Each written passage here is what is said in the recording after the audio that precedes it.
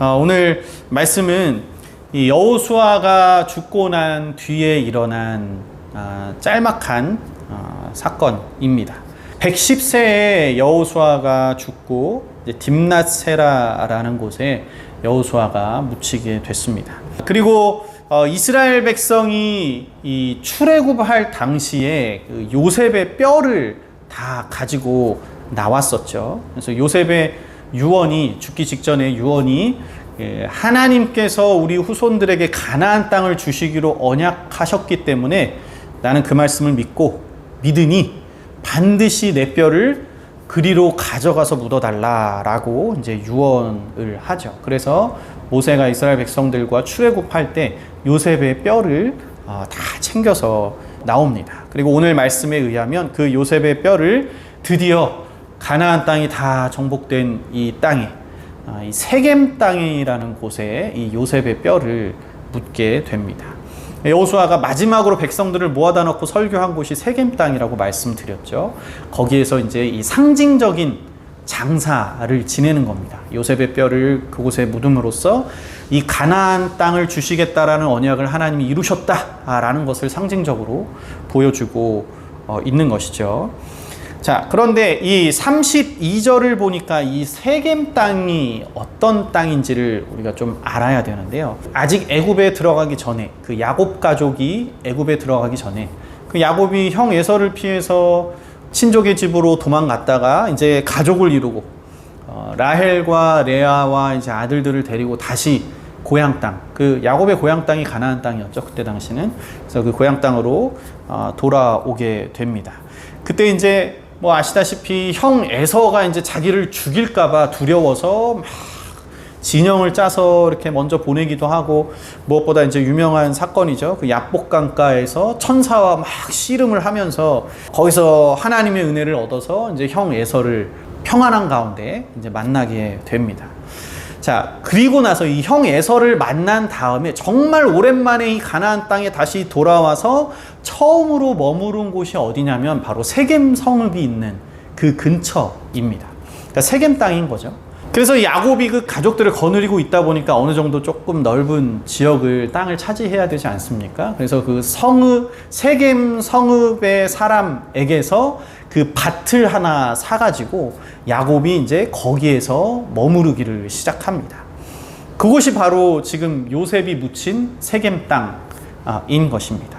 자, 그런데 그 야곱이 그때 당시에 이 세겜 땅을 샀다라는 것, 이 성경에서 땅을 산다라는 것은 아주 중요한 메시지를 우리에게 보여주고 있는데요. 아브라함도 아내 사라가 죽었을 때 그 당시에 아내를 장사하기 위해서 막벨라구를 삽니다.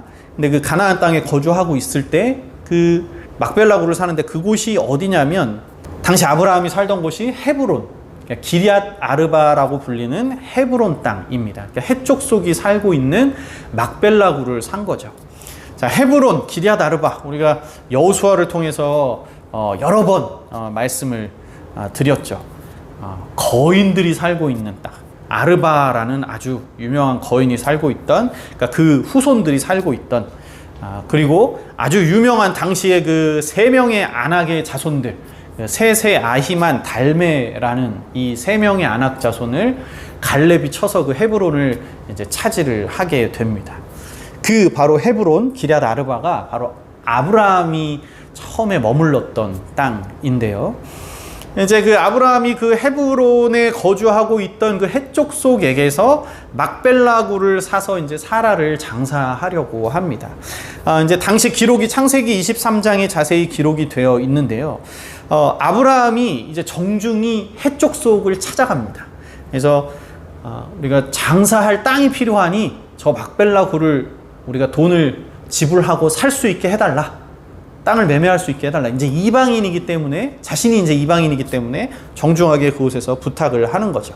그런데 이제 해족 속 사람들은 이렇게 이야기를 하는 겁니다. 뭐 매매하고 이런 거 어려운 절차 없이 아브라함 당신 그냥 원하는 곳에 장사한다 하더라도 우리 족속 그 누구도 뭐라고 할 사람 없을 테니까 그냥 아무데나 원하는 곳에 묻으십시오. 이렇게 해족속이 대답을 합니다. 뭐 정확하게 그게 이제 어떤 사유에 의한 것인지, 뭐 아브라함이 뭐 아시겠지만 당시에 뭐 300명 이상의 군사를 거느릴 정도로 이제 또 어느 정도 군수에도 있었던 꽤나 사람을 많이 거느리고 있는 사람이긴 하지만 그래도 한 족속에게 비할 바는 아니겠지만 그래도 사이가 좋아서 그랬던 건지 아무튼 해족속이 땅 매매하지 말고 그냥 아무데나 묻으십시오. 괜찮습니다. 이렇게 이야기를 합니다. 자, 그런데도 아브라함이 그냥 그 땅에 아무데나 이제 묻으려고 하지 않고 다시 한번 간곡히 부탁을 해서 꼭 내가 얼마를 원하든 그 돈을 지불해서 땅을 사게 해달라라고 간절히 부탁을 합니다. 그렇게 해가지고 얻게 된 것이 바로 막벨라 굴입니다. 그래서 이 창세기 23장 16절에 보면 이 사건이 꽤 길게 이제 기술이 되어 있는데요. 23장 16절을 보면 성문에 들어온 모든 해족속이 보는 데서 아브라함의 소유로 확정된지라. 땅을 매매하고 그 당시에도 땅을 매매하는 데 있어서 서류를 작성하고 그 서류에 인장을 치고 뭐 이런 것들이 이제 이스라엘에 이미 있었는데 이 해족속 당시에는 어떤 식으로 했는지 모르겠지만 증인들 앞에서 그 매매를 했었던 것 같아요. 그래서 많이 그 성문을 지나다니는 많은 사람들 앞에서 이제 이 막벨라 굴이 아브라함의 소유로 완전히 확정이 된 겁니다. 모든 사람들 앞에서 땅 거래가 완료되었다라는 것을 성경에서도 분명하게 보여주고 있습니다. 자, 이렇게까지 아브라함이 땅을 굳이 값을 치르고 사려고 했던 이유가 무엇이었을까요? 바로 하나님께서 이 가나안 땅을, 내가 지금은 이방인이지만 이 가나안 땅을 주시겠다라는 언약의 말씀을 믿고 있었기 때문입니다. 이 가나안 땅을 하나님께서 자신의 후손들에게 주시기로 했기 때문에 그 언약을 믿고 그 땅의 일부를 그 사는 행위를 통해서 그리고 앞으로 계속 이곳에 죽은 사람들을 장사함으로써 언젠가는 이루어질 언약을 계속해서 승계해 나가는 것이라고 볼 수가 있죠. 자, 야곱이 오랜만에 고향 땅에 돌아와서 가족을 이루고 처음으로 거주한 그 세겜 땅, 그 밭의 일부를 값을 치르고 사서 거주하기 시작한 것도 같은 맥락으로 볼 수가 있습니다. 자, 그래서 결국 이렇게 땅을 매매하고 땅을 소유로 얻게 되는 이 행위들이 언제 결실을 맺게 되는 것입니까? 아브라함도 죽고 나서, 야곱도 죽고 나서, 애굽에서의 400여 년이 흐르고 광야 40년이 흐르고 여호수아에 이르러서야 드디어 성취가 된 것입니다. 이 기간만 따져도 대략적으로 600년, 700년 가까이 되는 시간입니다. 그 긴 시간 동안에 이 하나님의 언약의 말씀은 하나도 땅에 떨어지지 않고 모두 지켜진 것입니다. 하나님의 언약이 얼마나 신실한지를 알 수가 있는 부분이죠. 오늘 요셉의 뼈가 이 세겜 땅에 묻히는 것을 통해서도 여호수아가 이 백성들 앞에서 요셉의 뼈를 묻음으로써 하나님께서 언약을 이루셨다. 수백 년 전에 우리의 조상 아브라함에게 말씀하신 그 언약을 실제로 우리에게 이루셨다. 라는 것을 상징적으로 보여주는 사건이 바로 요셉의 뼈를 세겜 땅에 묻는 행위라고 볼 수가 있습니다. 아브라함이 막벨라 굴을 사고 야곱이 세겜 땅을 사고 요셉이 세겜 땅에 묻히는 이 모든 것들이 바로 하나님의 언약이 성취되는 과정, 그 언약을 승계하는 과정을 보여준다라고 볼 수가 있죠. 자, 이렇게 땅을 매매하는 일은 이게 얼마나 참 성경에서 큰 의미를 차지하는지 이 예레미야 선지자에게도 나타납니다. 이제 예레미야 시대 때 이제 예루살렘이 멸망을 하게 되죠. 아직은 이제 예루살렘이 멸망하기 직전입니다. 예루살렘이 이제 곧 멸망당할 것이고 바벨론에 이제 휩싸여서 완전히 이제 멸망당할 일만 기다리고 있는 그런 상황입니다. 자, 그런데 하나님께서 예레미야에게 나타나셔서 뭘 하라고 하십니까? 사촌이 너를 찾아올 것이다. 사촌이 너에게 땅을 사라고 권할 터이니 너는 땅을 사라 라고 말씀을 하십니다.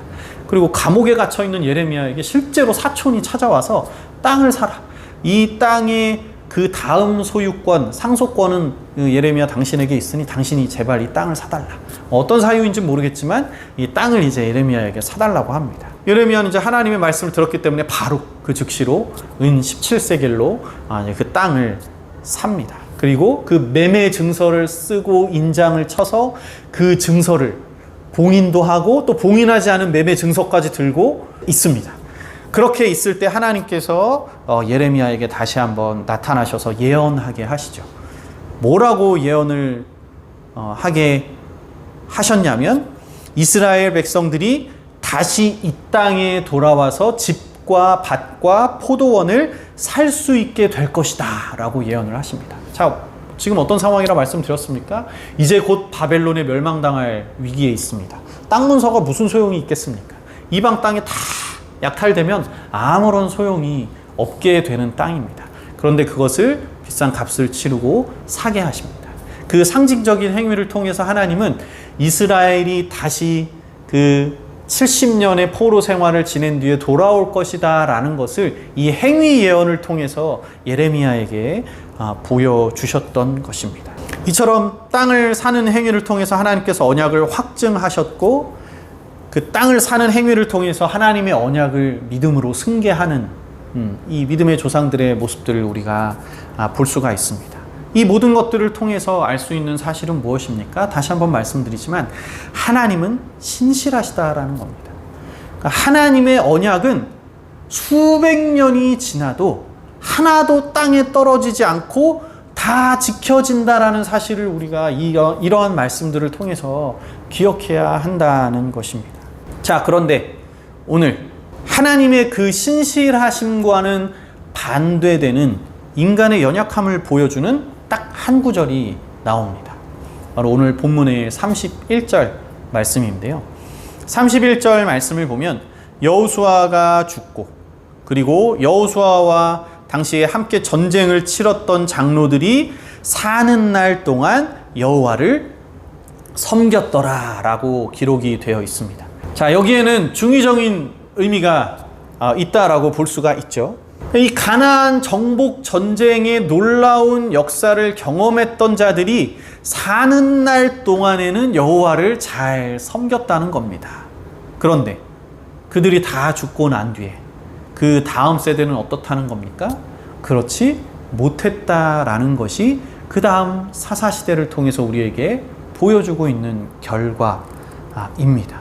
말할 것도 없이 아주 타락한 세대가 바로 사사시대였습니다. 가나안 땅을 얻는다는 것, 아브라함이 유목민으로 고향 땅에서 나와서 그 유목민으로 이리저리 방황하면서 막 애굽에도 도망 다녔다가 막 곡식을 구하러 애굽에도 갔다가 아내를 누이로 속이라고 하는 이런 여러 가지 과정들, 집도 없이 살아가는 그런 모든 어려운 과정들, 그 자손들도 애굽으로 들어갔더니 거기서도 또 노예 생활이 시작되는 그런 정말 어려운 시절을 겪고 어디서든 집도 터도 없이 객으로만 살고 있었던 이 이스라엘 백성들, 하나님의 언약 하나만 믿고 광야 생활까지 다 견디고 이제는 가나안 땅을 얻게 되었는데 그 수백 년의 기간 동안 기다리고 기다렸던 땅을 드디어 얻었는데 하나님께서 선물로 주셨는데 어떻습니까?